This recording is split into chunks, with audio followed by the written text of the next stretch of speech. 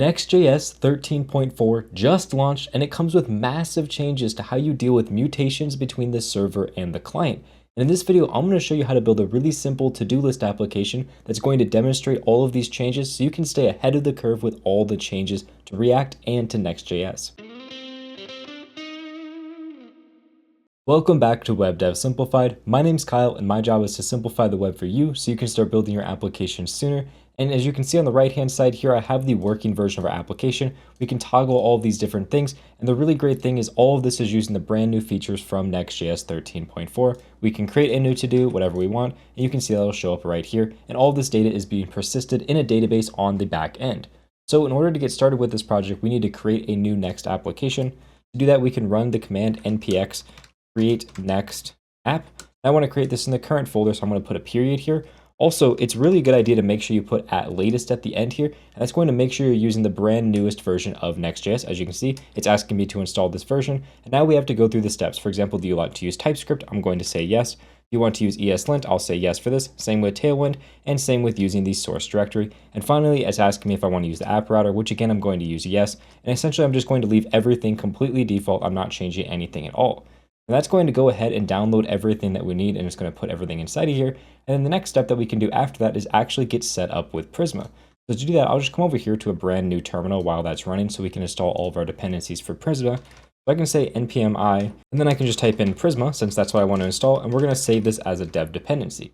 Now, Prisma is what we're going to be using for our database in this application. It's relatively simple, and I really love Prisma. But if you want a full crash course on how to use Prisma, I actually have a video I've done on that already. I'll link it in the cards and the description for you. But with that done, now what we need to do is initialize Prisma. So we can say npx Prisma, and we want to call the init function. And in our case, we're going to be using SQLite because that's the easiest to get set up with. So we'll say data source provider is going to be SQLite, just like that. Now that is going to get up and everything. It's going to generate all our files for us. We can essentially delete that. We can come in here. Now you can see we have this Prisma schema file, which is SQLite, and our database URL is inside this .env file here.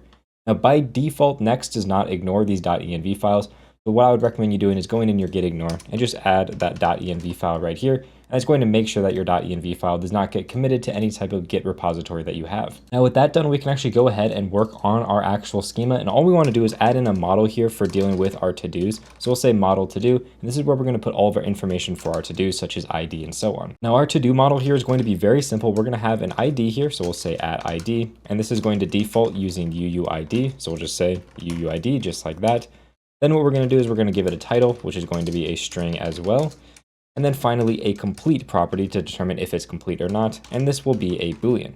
Now, generally when I'm working with Prisma, I also like to add in a created at and an updated at. These are going to be date times. And the default for the created at is just going to be the current timestamp. And then for our updated at, we can make this a date time as well. And we can use the fancy at updated at symbol. And this will just update this field every single time we make a change to our to-do. We're not using these inside the project, but I generally like to include these because they're really useful for when you want to do like analytics or logging for your application. Now what we can do from there is just migrate this into our database. To do this in Prisma, we can type in npx Prisma migrate dev, and then we just want to give it a name. We'll call this init since we're going to be initializing this. And this migrate dev is just saying do a migration in our dev environment here. As you can see, that's created this migration file right here, as well as some DB files right here. Now, we obviously don't want to check in these DB files because they're only for development. So we're going to put those in our git ignore as well. So if you just open up that git ignore, we can come in here and we can say anything that is dev.db star. We just want to completely ignore. So that's going to ignore those files there for us, which is great. Now, the final Prisma related thing we need to do is be able to use our database inside of our project. So inside the source folder here, I'm going to create a brand new file. I'm going to call it db.ts because we're working inside of TypeScript. And in here, I'm going to import that Prisma client. So I'll say import Prisma client, then it's coming from at Prisma/client. I put that inside of quotes there. There we go. Now the main reason that I'm putting this inside as a separate file is because the way Next.js works in development mode, it likes to do something called hot reloading, where it's essentially going to only send down the files that need to be changed, and it kind of reruns things without actually restarting your entire server to make things faster for you. But it has a bit of a problem with Prisma because what happens is it tries to constantly create new connections to your Prisma client. So if we come over to the documentation for Prisma, they actually have an article specifically for how to solve this problem. You just need to include code like this. So I'm going to copy this over so we can see what this looks like. As you can see, we're importing our client at the top. And then all we're doing is we're taking the global object here and we're just adding in our Prisma client to this. Then what we're doing down here is we're creating a variable called Prisma, and we're either setting it to that variable that we already created, that global variable, or we're creating a brand new Prisma client. And then finally down here, we're just saying if we're not in production, then get Prisma from that global variable. So essentially what this does is it instantiates a singleton. If you're not familiar with the syntax of singletons, I have a full video covering it. I'll link in the cards in the description for you. But essentially, no matter how many times I try to access this Prisma variable, it's only ever going to create one single client, which is great for when we have that hot module reloading inside of development. It just prevents us from having tons of clients being spun up when we don't actually want that. So once we have that code done, that's everything we need to do for Prisma and our database. And whatever database or backend you're using, it doesn't matter at all. I just like using Prisma, which is why I used it in this project. So the next thing we can do is just start our application. We can just say npm run dev, and that's going to start up our application in the dev environment. And it's going to give us a bunch of boilerplate code. So if we just pull this over here, I'll close out of the actual working version of it. Once it loads up, you're going to see it's just going to give us a bunch of, information about Next.js and so on. We don't really need any of this information. So in our CSS, I'm going to get rid of everything except for the Tailwind stuff at the top, because that is what I care about. Inside of this page file here, I'm just going to get rid of every single thing inside here. So I'm just going to replace all of this with an export default home, just like that. Make sure this is a function. And for now, I'll just return an h1 that says hi. There we go. So as you can see, it just says the text hi. And now inside of our layout here, we can also change around quite a bit of this as well. For example, our title can be like to-do app. We don't really need any description on this. And inside of here, we're just going to add a few different classes to our body so that we can actually use some Tailwind stuff to make it look a little bit better, because we're going to kind of have like a dark mode theme going on for our site. So I'm going to keep around this inter class name. That's just essentially a font you can get from Next. Next has all the Google fonts built in, so we can just get that font like this. That's fine. We're going to keep that as is. All I want to do is add some classes for some dark backgrounds. So we're going to say background slate 800. And just by doing that, you're going to notice we get this dark background. And I'm going to change our text to slate 100, so essentially a white color. Add the container class, and then I'm just going to add some auto margin on the right and left, and padding of 4 on all the sides. And that's just going to give us a little bit of space. And also, if our screen size is very large, you can see that it actually kind of puts this text in the middle, as opposed to being pushed all the way up against the edge on larger screen sizes. So now with that done, we can go ahead and actually go to this page here. So in Next.js 13, the way everything works is inside of your application, the way routing works is based on folders. So if I wanted to add a new route to like a /new page, I would create a new folder called new, and then inside of that, I would create a new file, and this one would be called page.tsx. And that would be how I would route to this file. Essentially, everything that I put in this page.tsx file is going to be what routes to the /new route. In our case, we don't have anything at /new yet. All we have is this page file inside of our app, which is essentially our root of our application. That's why whatever I put in here renders out when I'm at that /route. And if we go ahead and we do that /new, you're going to notice we get a 404. But again, if I create that file, page.tsx, I'm going to put that inside the new folder. And here I'm just going to return a simple function. And we're just going to say, actually not return, export default. And inside of here, I'll just return an h1 that says new. Now you can see, if I just refresh my page, we're on that new page by going to /new. So that's how the routing works inside of Next 13, is it's all based on folders, and inside there you put a page.tsx. You can almost think of that as like an index file, essentially. So for now, we're not going to do anything with this new page. We'll just leave it as is, but we can go back into our home page because I want to add essentially the shell of our application, all the different styles we're going to have. We're going to have essentially two different sections. We're going to have a header section, which is going to contain like our h1 links and stuff like that. And we're going to have a UL that actually lists out all of our different to-dos. So inside of our header here, we're going to have an h1, and this h1 is just going to say to-dos. I'm going to really simply add a class name on here just to make the font a little bigger. So we'll say text 2XL. If we go back to that root page, you can see we have that large text that says to-dos. I'm also going to add a link inside of here, and Next has a built-in link component. It works just like an A tag. We put an href on here. For example, this is going to be for a new link. Put the text new. Now we have a link right here. It says new. There's no styles applied to it because we're using Tailwind and we haven't added any styles, but we click that, it brings us to the new page. And all of that routing and stuff happens on the client. So when I click new, it doesn't actually do a full page refresh, or it doesn't do like all of that. All it does is it does all the client routing just like you're used to in a normal React application. So that's all great. Now we have everything we need inside of our header. I just want to add some classes. So here I want these to line up side by side, so I'll use flex. I'm going to actually justify them with space between them to put them as far away from each other as possible and add some margin on the bottom. Also, I'm going to center everything, so I'll say items center, just to make sure our button right here for our link is centered with our text. Now for our link, I'm actually going to add a lot of styles here to make this look good, and I'm actually just going to copy these over and I'll explain what they are so you don't have to watch me type them all out by hand. But as you can see, we have a lot of styles mostly related to the border. As you can see, we're adding a border, which is this light gray color. We're also making the text the same color, adding a little bit of padding. We're rounding that border. And then finally, whenever we hover or focus on this element, I'm giving it a darker background color. So as you can see here, it kind of makes it look a little bit lighter because our background is really dark. But essentially, I'm just changing that background color so we can see if we're hovering or focusing on that button. And finally, I just removed the outline. Pretty straightforward stuff. So essentially, I made our link look like a button. If I click on that, you can see it still brings me to the new page. Now for our list of to-dos, I'm going to add just one single class. I'm going to put a little padding on the left just to give it some space. And then here's where we need to loop through all of our to-dos. So we would say something like to-dos.map. For each one of the to-dos, we want to render out something. But how do we get these to-dos? Normally inside of a React application, you would use something like useQuery, or you would make a fetch request inside of a useEffect, and you would get your to-dos that way. But with server components inside of Next.js 13, we don't need to do any of that. As long as you're using the app router, which we already configured when we actually did our initialization. As you can see, we're inside this app folder. As long as we have that, we have the ability to call server code inside of our components, and it's going to run all this on the server and then just send down the data to the client. Which the really great thing about this is I can turn this into an async function, and then right here, I can just make a call to anywhere that I want. For example, I can call our database by saying Prisma. I need to make sure I import Prisma. So there we go from that DB file. I can just get the to-dos that we have. So I can say to-do.findMany. That's going to find all of my different to-dos. And I can just say const to-dos is equal to that.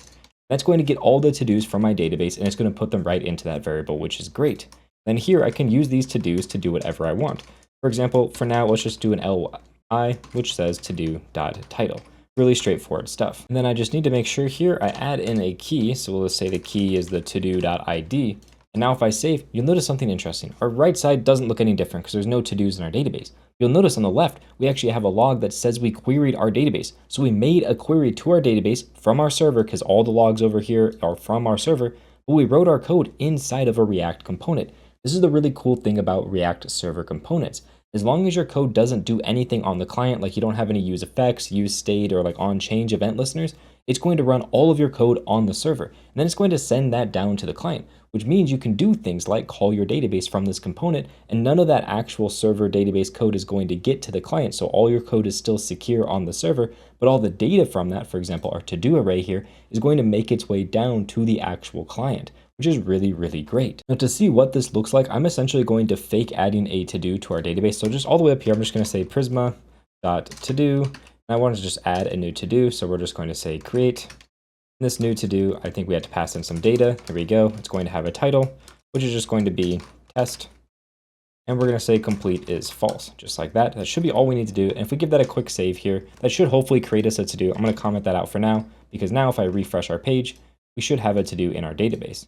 Doesn't look like it's actually shown up. So let me just bring this down in here so we'll create a to-do just to make sure this actually works. There we go. That it should create our to-do. And now if we save and refresh, you can see we have our to-do showing up right here. So I can get rid of that code. So now you can actually see what's happening. Because if I inspect my page and I actually view the source and I do a line wrap here, I'm going to scroll all the way down to the bottom-ish. See here, where's our code at? There it is. And you can see inside of here, it's a little bit hard to read, but you see we have our to-dos right here.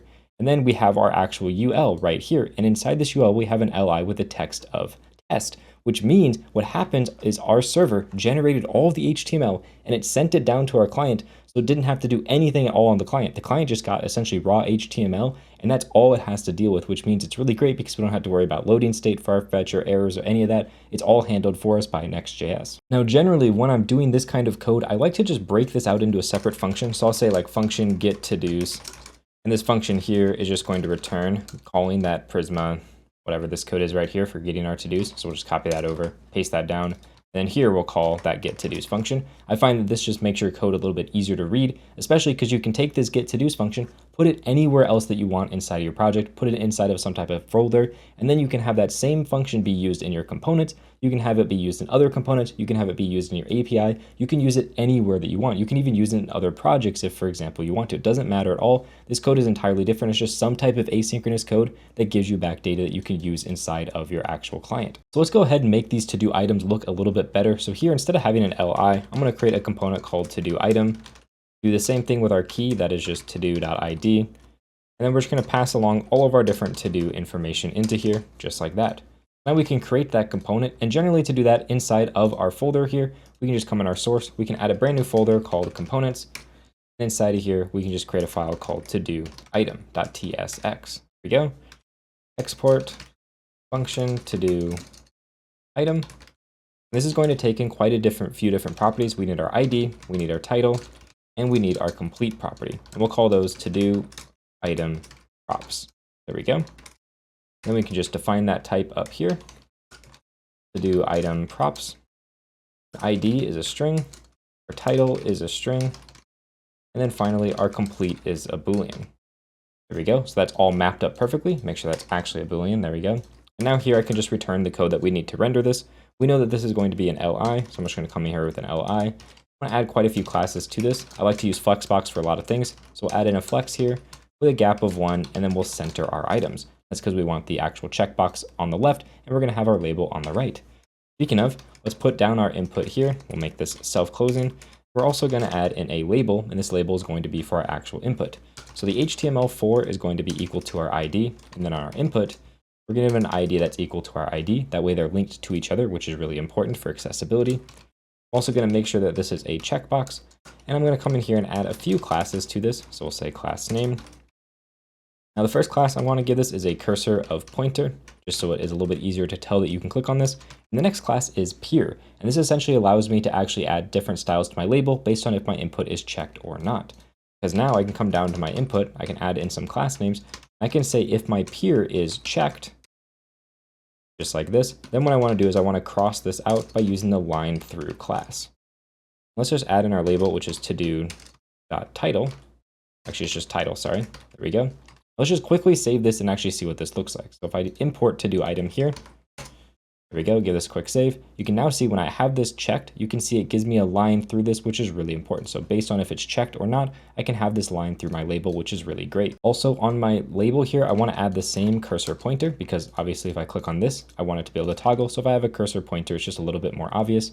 Then finally, another thing I want to do, if it's checked, I want to essentially change my text to a little bit more muted color, so we'll use slate 500. So now if it's checked, you can see it's a little bit harder to read, a little bit more discreet, so you can kind of tell that this is a checked off thing. Now for now, I'm not going to be handling this checked property at all. I'm going to handle that a little bit because it's a little bit more advanced of a use case for server components and actions, and instead I'm going to focus on the new to-do section because it's a little bit simpler and easier to understand, and then we'll come back to how you handle this checked property because it's a little bit more advanced and it builds on what we're going to learn in this new section here. So in this page, to create a new section, I'm just going to come over to this new page here. I'm going to start working on my code in here. Now, the very first thing I'm going to do inside of here, add in a fragment. I'm going to add in a header, and the header is going to look very similar to what we have here. So I'm just going to copy this header over, and I'm just going to get rid of this link because we're not going to have any link. And instead, this is going to say new. As you can see, everything looks very similar between our new and our to-dos. We just don't have that extra link. Then what I want to do is I want to add in a form. The really great thing about server actions inside of Next.js 13 is they're built essentially on top of the normal browser primitives like a form. This is really nice because if for some reason the JavaScript is disabled on the page, everything will still work. It won't have quite as many of the nice bells and whistles built in, but it's still going to work, which is really great. And also it's just built on things that we're already used to with forms, so you don't have to learn like a new way of doing things, which I really love. And inside the form, we essentially just need one single input. To import here, type is going to be text. And the name for this is going to be title. There we go. And the name is actually really important because we're going to use that inside of our server action, which we'll get to in just a little bit. Now for some class names, I'm just going to copy these over again because it's not super important what the actual styling looks like on this. We'll just paste those in right there, close off my input, give it a quick save, and you can see I have my input right there. Essentially, all I did is make it so that the border is a little bit lighter when you click on it and that has a gray border. Really pretty straightforward stuff. Also for our form, I'm going to add a few classes into here as well. These classes are just going to be to lay things out, so we're going to use Flexbox with a gap of 2. I want to use a column layout. There we go, flex column, perfect. So now what I can do is I can create a div, and this div is going to house our buttons. So we're going to have a back button, which is going to be cancel, and then we're going to have a submit button. So for our back button, this is actually going to be a link. So we're going to use the next link. And it's just going to go back. So we'll use that simple href there, and we'll just say cancel inside of that. And then we're going to have a button for the other one, just like this. And I want to make sure the type is submit because this is going to be for submitting our form. And then of course we need to add a bunch of class names to both of our different links and buttons. Now the nice thing is I essentially want to use the same class names that I did over here. So I'll just copy this over into the page here. I'm going to do the exact same thing for our link. I essentially want it to look just like a button. So I'll copy the exact same classes over into here. And for our button, I'm just going to say create. There we go. Now you can see we have our two buttons. And if on our div, we just come in here and we change this over to use flexbox with a gap of 1. And if we just justify everything to the right-hand side, you can now see that we have those two buttons. Cancel is going to bring us back. This create button is going to create a new form. We just make sure I save and everything's going to great. If I click create, it's going to essentially submit our form. Right now, it's just submitting our form and it's not doing anything else because we haven't hooked this up to any type of server action. So the way a server action works is you create a function. So in our case, we're going to create a function up here, and you can call this function anything you want. We're just going to call this one create to do because it's going to create a to do for us. This is going to be an asynchronous function, which is really important. And everything that gets passed to this is going to be some type of data. And this data is of the form data property. So essentially, it just takes the normal JavaScript form data that you're used to using with a form, and it's going to pass that up to whatever this function is. And this function, to run on the server, you just need to add the use server inside of a string at the top of that function. And that's essentially saying that this function right here is server code, and it's never going to run on the client. It only ever runs on the server. To test that, I'll just console.log inside of here the text of hi, and this should come from our server. And actually get this create to do to work, we first need to add the experimental server actions option. That's because right now this is experimental. So if we go into our config for Next.js, you can see here that we have a section for experimental we need to add. So we can say experimental. And inside of here, I can say server actions and just set that to true. That's just saying we are able to use server actions. Right now they're experimental, which is why I had to add that. And then just rerun your server whenever you change that file. Give it a quick refresh, and hopefully that'll get rid of that error, which is great. But we're not actually using this server action anywhere at all. To use this, we just go down to our form, and where you would normally put an action of like a URL like /new, in our case, we just put that function, which is create to do, just like that. Now what happens is when we submit our form, it's going to call this create to do function on our server, which is the key here. So if I click create, you can see it logged out hi in my console on the server. And inside of my actual client, if we check the console here, you'll notice nothing gets logged out in the console here. It all gets put over on our actual server. And the other great thing is if I check the network tab here, I go to just simple fetch requests and I click create. Notice all this does is actually just send along a fetch request that sends along whatever data we have. So here we have a title that is empty, and that's what's being passed along to this. It's super straightforward. It's just making a fetch request for you, but it's handling all the complexities of loading and errors and all that for you, which is really, really nice. Now inside of here, we want to actually get our data for our title. So we can just come in here and we can say const title is equal to, and we want to get that from our form data. Well, there's a get function that you can use, and all you need to do is pass it the name of the input you want to get.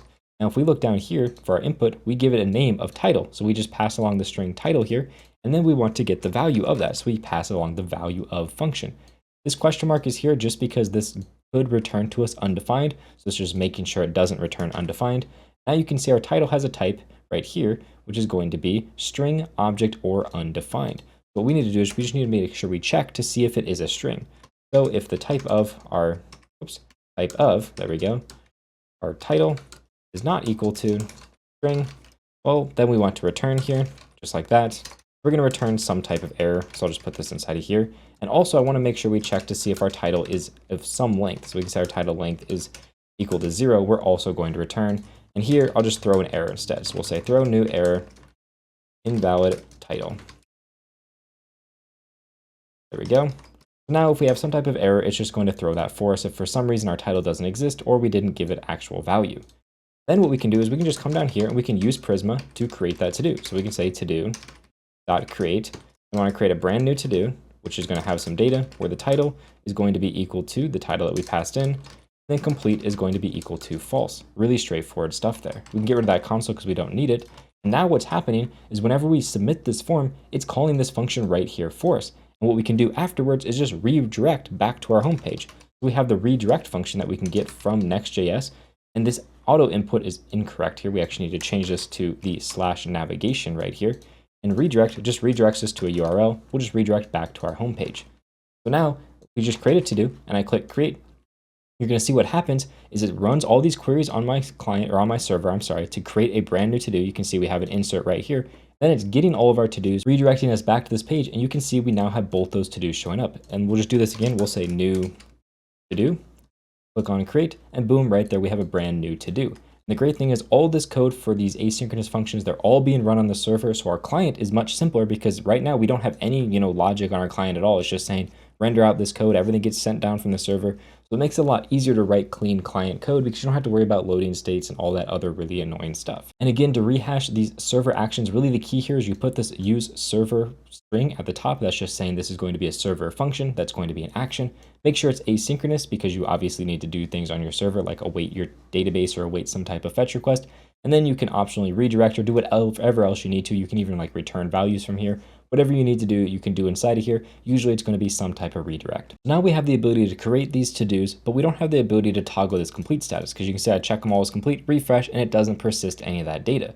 So if we go back into our to-do item, we essentially need to set up an on change for our input to figure out what happens when it changes. So first we're going to set our default checked property to this complete property. So now at least if our to-do is already checked, we can make sure that it's going to be set properly. Also, you notice we're getting a bit of an error. That's because this should be a lowercase boolean here instead of capitalized. That's just my bad. There we go. That is properly set. Now we can set up an on change. In this on change event, I essentially want to toggle our to do. So I'm going to actually pass in a function for doing that called toggle to do, where we're going to pass in the ID as well as what state the to do is in. In our case, is it a check to do or not check to do? This is going to come in here from our props, toggle to do, and all the way up here, we're going to say toggle to do. This is going to be a simple function that is going to take in a string or an ID, and it's going to take in a complete, which is a Boolean, and it's going to return void. I really don't care whatever the return type is.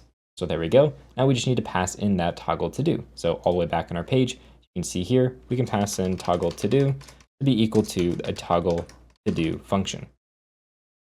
Let's just make sure I spell that properly. There we go. So essentially inside of our toggle to do function, what we want to do is we want to run code on our server to update our actual code for our to do. So update it inside of our database.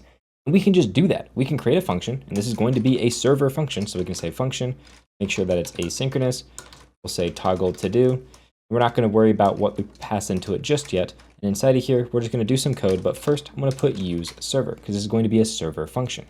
Now I know here I have an ID, which is a string, and a complete property, which is a Boolean, just like that. Now you can see all of our errors have gone away. We don't have any TypeScript errors at all. And the great thing is this toggle to do function is going to run on our server, which is crazy cool. Now we are getting one error that's essentially saying that we're trying to use event handlers and we need to make sure this is actually a client component to do that. So inside of here, right now, by default, everything that happens inside this component is going to be a server component, but we have an on change hooked up, which means we need to have some type of interaction on our client. We need to convert this to a client component. So at the very top of your file, just put use client. And that's just going to say, hey, this is a client-side rendered component, so don't render any of this on the server. All this interaction stuff is going to happen on the client. And now what's going to happen if I go back to my main page here, and we just come in here, we'll just say console.log. I'm going to put the ID, and then I'm going to put the complete property. So we're just logging out the arguments we pass here. And I try to toggle it to do. You're going to notice down here, it's actually passing that information along. It's passing the ID as well as the state, true or false, based on if it is actually toggled or not. That is so cool. I'm able to hook up my client and my server so easily and pass this function around as if it's just a normal function that just does normal stuff. But the only key to this is that if you're passing around your code like this, you can't do any redirects or anything like that. Like if I tried to do a redirect in here to go to like /new, that's going to break completely and not work. You can see we're getting an error popping up that's just saying, hey, you can't do a redirect. Because if you want to just call a function like this, you can see here we're just calling this function just like a normal function. If you want to do that, you just can't do any redirects at all inside of your server action right here. Now in our case, we don't need to do any types of redirects. Instead, all we need to do is just take our Prisma database and update that to do. So we can say to do.update. We want to get where our ID is equal to that ID. Then I want to update the data by passing in the complete property, just like that. So we're going to update our complete status to this based on the ID. And now let's just say we toggle these 3 different things and untoggle this one and refresh, you can see all of our data has persisted because every time I click on the toggle, you'll notice down here on the left, you'll see that this will actually call some type of update function, which is really, really great. So it's super easy to hook up your client and your server using these different server actions and server components. Now, if these cool Next.js features interest you, I highly recommend checking out my React Simplified course. I'll link it down in the description for you. I'm currently working on adding all of this Next.js content to that course, so if you want to be notified as soon as I'm done with that and it's ready to purchase, just go down to the link down below and enter your email into the box, and I'll give you an email as soon as everything is ready. And if you're from the future and watching this video, it may already be up to purchase, so just go check it out and see if it's already available. With that said, thank you very much for watching and have a good day.